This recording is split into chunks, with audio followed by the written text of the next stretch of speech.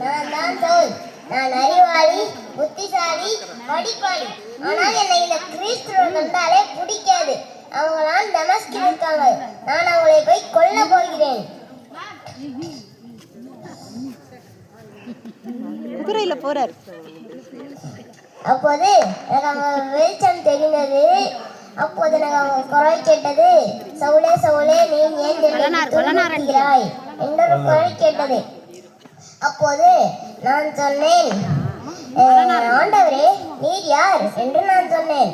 அப்போது அந்த குரல் மறுபடியும் சொன்னது, நீ தமஸ்குக்கு போ, அங்கே நீ என்ன செய்யும் என்று உனக்கே புரியும் என்று அந்த குரல் சொன்னது.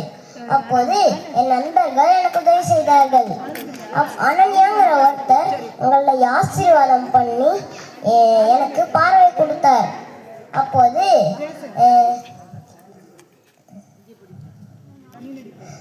சவுலாக இருந்த நான் பவுலாக மாறினேன். நான் தேவனை பற்றி உலகம் முழுவதும் சொன்னேன். நன்றி, வணக்கம்.